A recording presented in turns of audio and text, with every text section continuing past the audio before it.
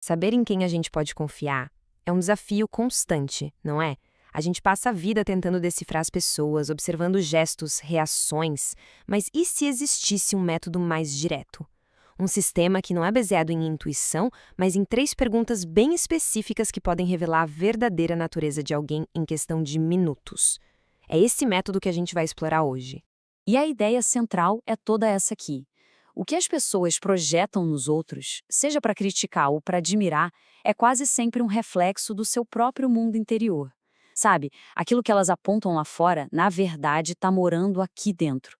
Entender isso é a chave para destravar todo o resto.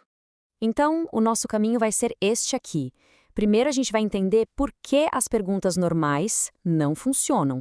Depois, vamos analisar uma por uma as 3 perguntas estratégicas.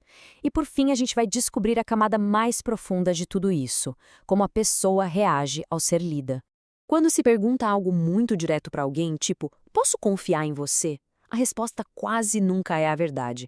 O que acontece é que a pessoa ativa na hora um sistema de defesa, uma máscara social. Ela não diz o que realmente sente, mas o que ela acredita que deveria dizer. É uma resposta ensaiada, sabe? Automática. E a diferença é gritante. A abordagem comum nos dá uma performance, um verdadeiro teatro social. Já este método é projetado justamente para contornar essas defesas, para chegar naquela verdade que a pessoa às vezes nem percebe que está escondendo. Vamos então para a primeira pergunta. Ela foi desenhada para uma coisa bem específica, revelar os valores fundamentais de uma pessoa. Aquilo que realmente move alguém bem lá no fundo. A chave aqui é que a pergunta é sempre hipotética. A gente não pergunta sobre a vida real da pessoa, mas sobre um cenário imaginário. O tema em si não importa tanto. O que importa de verdade é tirar as consequências da jogada, porque é isso que faz a guarda baixar. A lógica por trás disso é simples, mas muito poderosa. A máscara que todo mundo usa serve para evitar julgamento, para evitar punição. Então, ao criar um cenário onde não existe risco, a gente permite que a pessoa expresse o que ela realmente pensa, sem filtro e sem aquela autocensura toda. Olha só um exemplo prático. Imagina a pergunta: se pudesse mudar de carreira sem perder dinheiro ou status, mudaria? Alguém que diz nunca, claramente valoriza a estabilidade. Quem responde imediatamente está muito insatisfeito. E a hesitação? Isso revela uma batalha interna. A gente não julga a resposta, a gente mapeia para entender a estrutura de valores da pessoa. Certo, agora vamos para a segunda camada da análise. Essa pergunta aqui revela as ambições e os desejos que muitas vezes não são ditos em voz alta. Parece uma pergunta de conversa casual, né?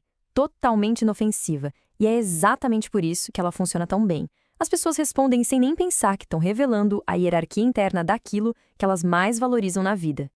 Então, o ponto crucial é este. A admiração nunca é neutra.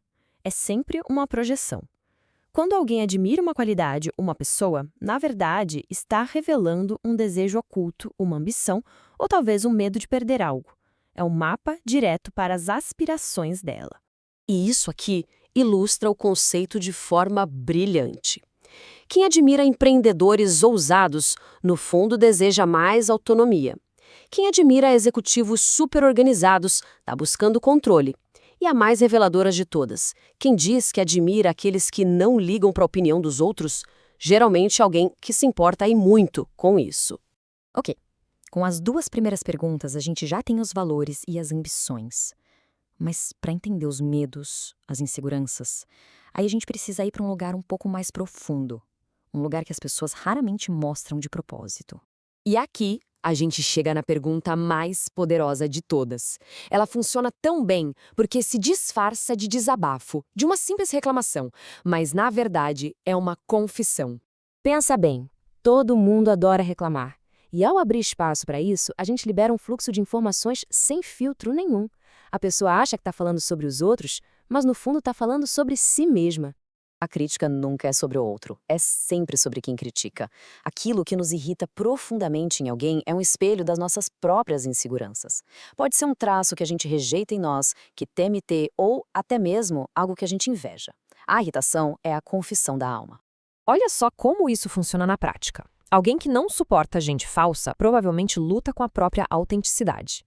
Quem se irrita com arrogância pode estar se sentindo inferior. E quem detesta gente indecisa tem um medo paralisante de errar. E quanto mais intensa a irritação, mais profunda é a ferida. Mas agora vem a chave que eleva este método para outro nível. As respostas às perguntas são importantes, claro, mas elas não são a informação final. A verdadeira resposta está em como a pessoa reage quando percebe que está sendo lida. Então, o processo é este. A gente faz as perguntas, analisa o conteúdo das respostas e, o mais importante, observa a reação da pessoa a uma análise sutil. Porque em algum momento uma pessoa inteligente percebe que aquelas perguntas não são tão casuais assim.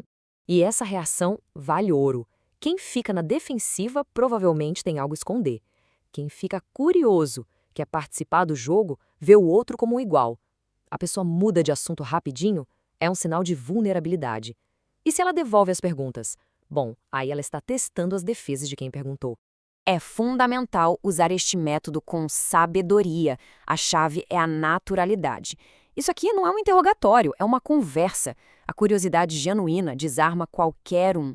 E é bom lembrar, o objetivo não é manipular, mas sim ler os sinais que já estão lá. As pessoas estão sempre se revelando. A gente só precisa aprender a observar as coisas certas. No final das contas, tudo se resume a isso. Perguntas comuns geram respostas comuns ensaiadas. Mas perguntas estratégicas, inesperadas, elas abrem uma janela para aquela verdade que a pessoa não teve tempo de proteger. E essa é a única verdade que realmente importa. E agora fica a reflexão final. Depois de entender como o método funciona, vale muito a pena pensar. O que as nossas próprias respostas a essas 3 perguntas revelariam? O que as nossas admirações, irritações e os desejos sem consequências dizem sobre quem nós somos?